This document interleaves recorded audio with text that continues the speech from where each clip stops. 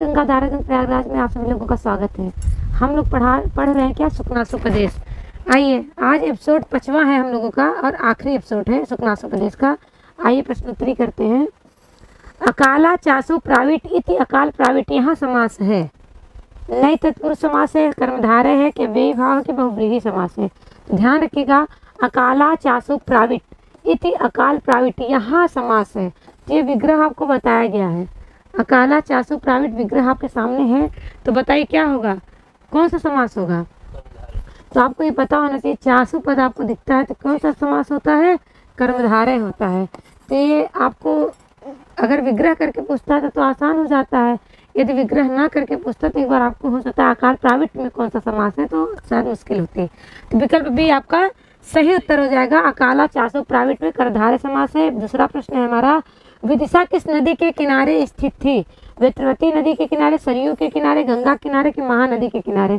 तो आपको बताना विदिशा किस नदी के किनारे स्थित थी, तो किस नदी के किनारे स्थित थी बताइए, वेत्रवती के। आप कादम्बरी कथामुख पढ़ेंगे तो वहाँ आपको मिलेगा वेत्रवती के किनारे विदिशा क्या थी, नगरी थी ना। हाँ, किस नदी के किनारे थी, वेत्रवती के। हाँ, चलिए अगला प्रश्न देखते हैं हम लोग। चांडाल कन्या किसके समीप आई, महाश्वेता के, कादम्बरी के, पुंडरीक के, शूद्रक के। चांडाल कन्या सुख लेकर के किसके समीप आई थी, हाँ शूद्रक के, राजा शूद्रक के पास आई थी। कथामुख में चांडाल कन्या शूद्रक के समीप आई थी, विकल्प डी सही उत्तर है। अगला प्रश्न, त्रिभुवन प्रसव भूमिरी विस्तीर्णा, तीनों लोगों के समान जो प्रसार वाली है, फैली हुई है, ऐसी विशेषता किसके लिए प्रयुक्त है, विदिशा के लिए, उज्जैनी के लिए, विंध्याटवी के लिए, हेमकूट के लिए। तो जब आप कादम्बरी कथामुख पढ़ेंगे तो शूद्रक के बारे में पढ़ेंगे, चांडाल कन्या के बारे में पढ़ेंगे और विदिशा नगरी के बारे में पढ़ेंगे, वेत्रवती नदी के किनारे पढ़ेंगे।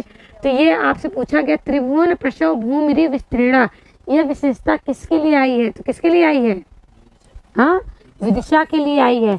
विदिशा कैसी राजधानी थी, कैसी नगरी थी, तो तीनों लोगों के समान फैली हुई थी, बहुत बड़ी थी। विकल्प ए सही उत्तर हो जाएगा। और किसकी राजधानी थी, शूद्रक की राजधानी थी। वैशंपायन की प्रेमिका थी, वैशंपायन की प्रेमिका थी, कौन थी बताइए, कादम्बरी, महाश्वेता, चांडाल कन्या, विनिता।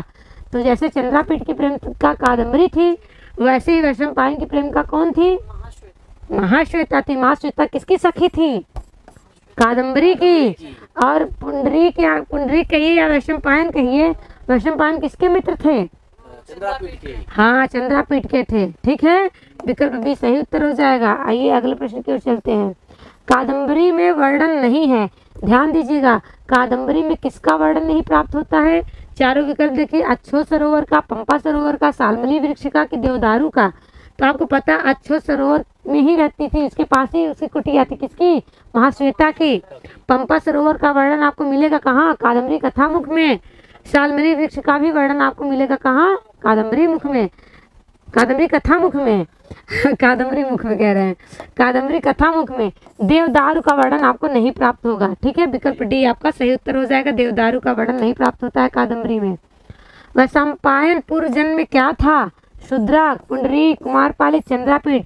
3 जन्मों की कथा आपको बताया गया। तो बताइए वैशंपायन पूर्व जन्म में क्या था, क्या था, पुंडरीक था, ठीक है, पुंडरीक था। विकल्प बी आपका सही उत्तर हो जाएगा, पुंडरीक। शूद्रक को आपको बताया गया, चंद्रापीठ ही शूद्रक था। कुमारपालिक तो कोई बात नहीं, सेनापति सेना थे, हाँ। और चंद्रापीठ शूद्रक ही, चंद्रापीठ से चंद्रापीठ ही शूद्रक थे। चलिए अगले प्रश्न की ओर चलते हैं। तुरंग बाण किसकी उपाधि है, बाण भट्ट की, अभिनव बाण की, अंबिका दत्त की भवभूत की।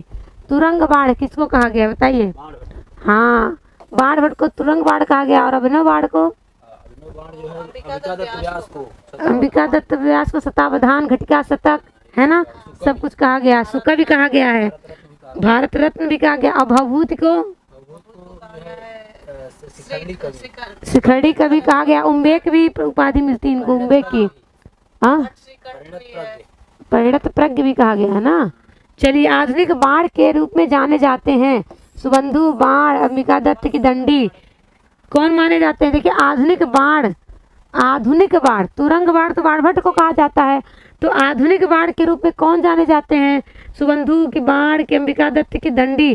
तो बाण को मत लगाइएगा, कौन माने जाते हैं, अंबिका दत्त व्यास माने जाते हैं। क्या, अभिनव बाण, ठीक है। नए बाण भट्ट के बाद कोई अभिनव बाण बने हैं, आधुनिक बाण बने हैं कौन? अंबिका दत्त व्यास। तो आधुनिक बाण कहा जाता है अंबिका दत्त व्यास जी को। विकल्प सी सही उत्तर हो जाएगा। बाणभट्ट के भाई थे, बाणभट्ट के भाई थे 4, 6, 2, 5। बाणभट्ट के कितने भाई थे बताइए आप लोग? उनके एक बेटे थे पुलिंद भट्ट या भूषण भट्ट, एक ही बेटे थे ना।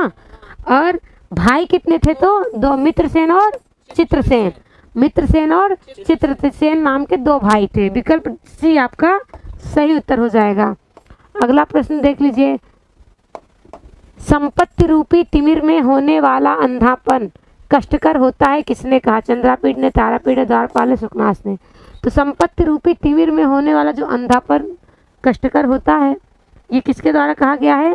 सुकनास के द्वारा। सुकनासोपदेश में कहा गया है, चंद्रापीठ से बताया गया है कि चंद्रापीठ को उपदेश देते हुए कहते हैं संपत्ति रूपी तिमिर में होने वाला अंधापन कैसा होता है? कष्टकर होता है। विकल्प डी आपका सही उत्तर हो जाएगा।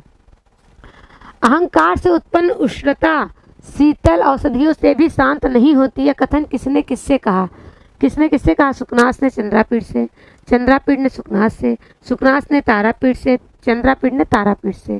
तो ध्यान रखिएगा, अहंकार से जो उत्पन्न होता है उष्णता शीतल औषधियों से भी शांत नहीं होती, अर्थात जो औषधियाँ शीतल हों, ठंडी हों, ठंडक प्रदान करने वाली हो, उससे भी जो अहंकार से उत्पन्न उष्णता या गर्मी होती है वो शांत नहीं होती है। कौन कहा है?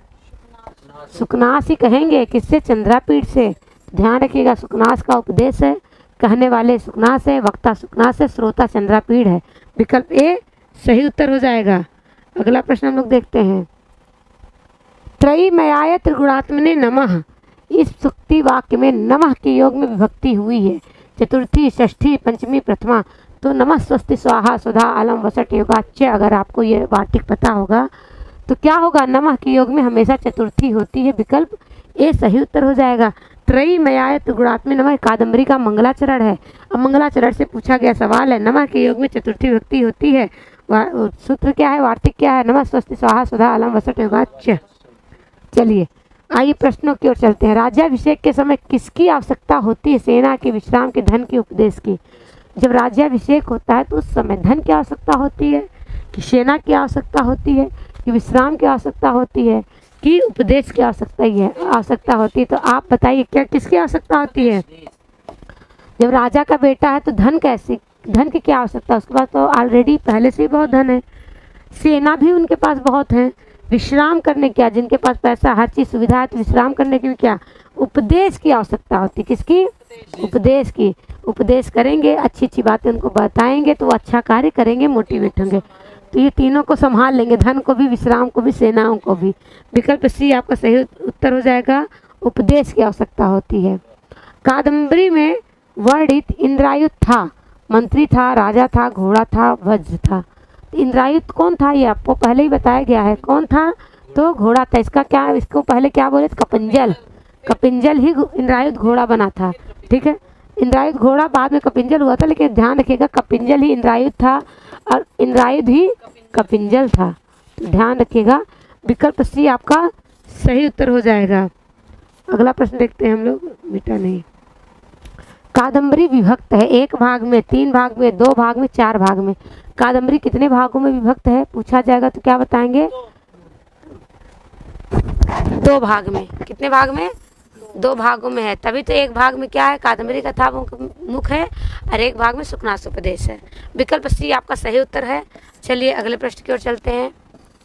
कादम्बरी की कथा का अंत होता है, कैसे अंत होता है? तारापीठ पत्रलेखा के मिलन से, चांडाल कन्या शूद्रक के मिलन से, वैशंपायन जाबाल के मिलन से, चंद्रापीठ कादम्बरी के मिलन से। तो आप अगर कादम्बरी कथा मुख पूरा पढ़ लिए होंगे तो आपको पता होगा कि कादम्बरी की कथा का अंत कब होता है। तो कब होता है? चंद्रापीठ कादम्बरी के मिलन से। वैसे भी आप कोई भी कथा या कोई भी स्टोरी पढ़ते हैं या कोई भी मूवी देखने जाते हैं तो भी आपको क्या दिखता है?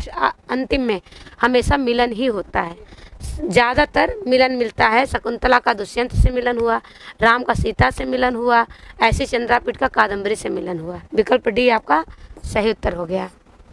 काम पीड़ा में दिवंगत हो गया था, तारापीठ, वैशंपायन, पुंडरीक, द्वैपायन। कौन? महाश्वेता के प्रेम में क्या थे? पुंडरीक क्या हो गए थे? दिवंगत हो गए थे। तो काम पीड़ा में दिवंगत जो हुआ था वो कौन था? पुंडरीक था। वैशंपायन मत मारिएगा, पुंडरीक ही वैशंपायन है, लेकिन पुंडरीक हुआ था उस समय, उनका नाम पुंडरीक था। ठीक है, विकल्प सी आपका सही उत्तर हो जाएगा। अगला प्रश्न देखिए, चंद्रापीठ पिता के बुलाने पर आता है। उज्जैनी में आता है, अछोत सरोवर में आता है, कि विदिशा में आता है, कि हेमकुंड पर्वत पर आता है।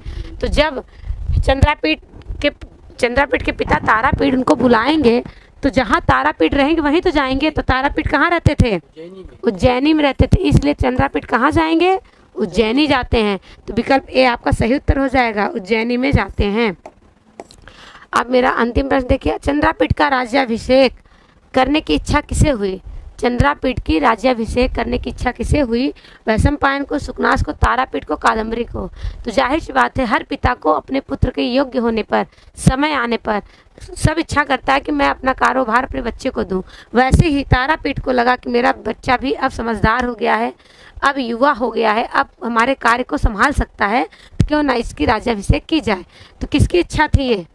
हाँ, तो जैसे हर पिता के अपने पुत्र के लिए इच्छा होती है, वैसे तारापीठ भी अपने पुत्र के लिए, चंद्रापीठ के लिए इच्छा उत्पन्न करते हैं।